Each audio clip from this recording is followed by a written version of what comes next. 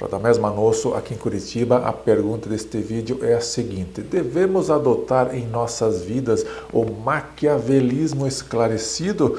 Aquelas regras do pensador Maquiavel podem ser aplicadas à nossa vida cotidiana aí dentro de um bom senso, de uma moderação? Não precisa ser um príncipe para ser maquiavélico. O maquiavelismo ele pode ser aplicado aí a uma empresa, à própria vida familiar, à relação social do indivíduo. E muita gente tem uma péssima visão sobre Maquiavel, digamos assim, que ele é um dos pensadores mais repudiados, mas é aquele repúdio de fachada. As pessoas dizem, Maquiavel era do mal, nele se inspiram os piores políticos de todos os tempos, mas lá por trás dos bastidores, as pessoas costumam seguir as regras de Maquiavel, porque elas são realmente eficientes aí para certos fins. Vamos dizer, Maquiavel não é popular desde os tempos em que ele era vivo. Simultaneamente ao seu livro O Príncipe, na mesma época, com diferença de poucos anos, foi lançado lá na Europa também outros dois livros famosos, A Utopia, do Thomas More, e O Príncipe Cristão, do Erasmo de Roterdã. Então, estas outras duas obras, mais ou menos contemporâneas ao Príncipe de Maquiavel, elas eram totalmente diferentes, elas apontavam numa linha completamente diferente da proposta por Maquiavel. O livro Utopia mostra como seria a vida numa ilha imaginária, foi concebida ali pelo Thomas More. Utopia, como o nome já diz, é um lugar que não existe e fica até hoje como um exemplo de lugar imaginário que devemos perseguir, mas que é inalcançável. Então lá também existia um príncipe, e era um príncipe vitalício, só que era um príncipe que seguia umas normas de conduta bastante virtuosas, e caso ele não cumprisse ali com seus deveres, ele podia ser deposto pela população. Lá na outra obra do Erasmo de Roterdã, O Príncipe Cristão, ele era um príncipe que seguia ali as regras da doutrina cristã, da caridade, da misericórdia, enfim, um príncipe virtuoso e cristão. Mas a pergunta que qual desses príncipes existe no mundo real? Se a gente for observar com atenção, nós vamos ver que mesmo os líderes mais bem conceituados ali por serem homens de virtude, homens que respeitavam a população a que eles comandavam, mesmo esses, eles também adotavam o maquiavelismo em uma certa medida. O maquiavelismo nada mais é do que o exercício da política como ela é, como a realidade, como ela acontece mesmo. Então, nós podemos entender que a política ela se divide em duas camadas, em dois níveis.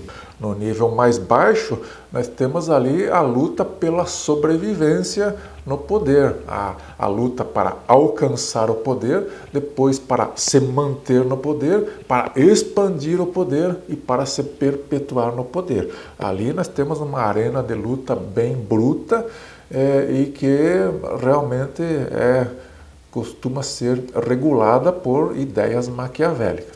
Num segundo nível, um nível mais alto, aí nós temos o nível das ideias, das realizações de longo prazo. Então, muitos políticos que conseguem passar pela primeira camada, chegam ao poder, se consolidam e expandem seu poder, aí eles podem partir para o segundo nível, que é das realizações. Então, tem vários políticos que ao longo da história fizeram grandes administrações, que criaram condições aí para avanços civilizatórios, mas vamos dizer, os avanços sociais, históricos, civilizatórios, eles só acontecem se você estiver consolidado ali no primeiro nível, né? Se você estiver com o poder garantido. Então, esses dois níveis, o nível básico, que é uma arena de luta ali meio bruta, ele age em conjunto com o segundo nível, que é o nível dos nobres ideais. O próprio Maquiavel tinha essa característica, ele recomendava aos príncipes ser muito pragmático aí na condução dos negócios do Estado, mas ele defendia ideais mais elevados. Por exemplo, ele com séculos de antecedência, ele defendeu a unificação da Itália, que na época dele era um conjunto de principados que viviam lutando entre si, e ele entendia que uma Itália unificada seria mais pacífica, seria mais próspera, seria vantajosa para todo o povo italiano.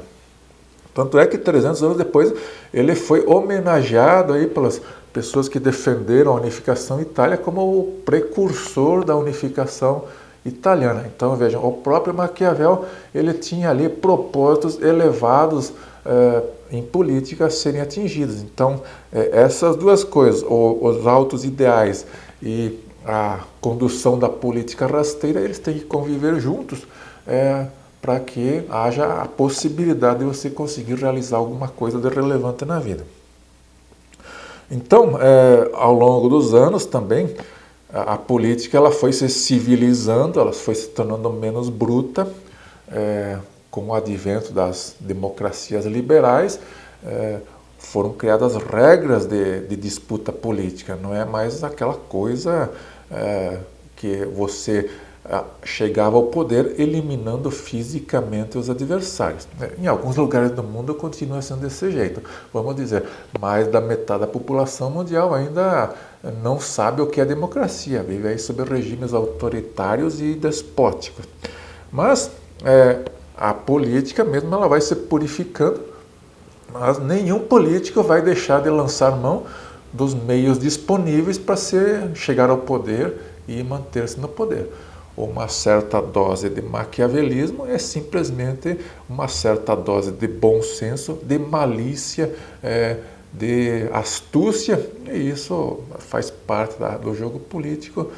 Dificilmente essa questão vai ser superada. Dificilmente nós vamos chegar a uma condição de utopia do Thomas More, ou então de termos príncipes cristãos que seguem os elevados padrões estabelecidos lá pelo Erasmo de Roterdã. Obrigado por assistir. Fui.